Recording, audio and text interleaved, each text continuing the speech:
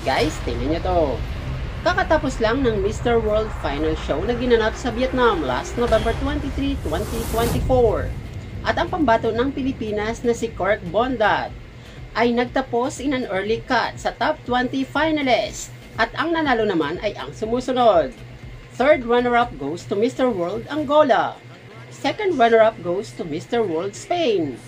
First runner-up goes to Mr. World Vietnam. And the winner, Mr. World 2024 is Puerto Rico. Balit maraming pageant fans ang nagtataka kung bakit maagang nalaglag si Kirk Bondad at hindi pasok sa top 10 finalists ng Mr. World 2024. Na sa tingin ng lahat ay he is perfect fit for the title as Mr. World 2024.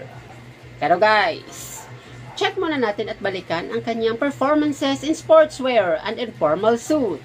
At ito guys, wag na natin patagalin pa. Panuorin natin to. Philippines. Kirk works out rotating various exercises, boxing, running and resistance training.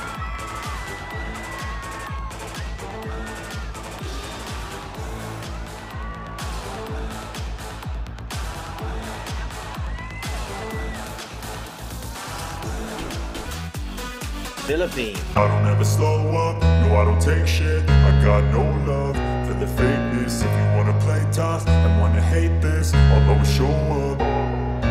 I don't ever slow up, no I don't take shit. I got no love for the fakeness. If you wanna play tough and wanna hate this, I'll always show up and make a statement. I don't ever slow up, no I don't take shit. I got no love for the fakeness. If you wanna play. Bakit hindi siya napusuan ng mga hurado at hindi napasama sa top 10 finalists? Ano kaya sa tingin nyo ang kulang kay Kirk Bondad? At sino kaya ang nararapat na ipadala mula sa Pilipinas para sa inaasam-asam na Mr. World title for the Philippines? At ano ang masasabi nyo sa placement ngayon ni Kirk Bondad sa Mr. World 2024? Just comment your opinion below and follow for more.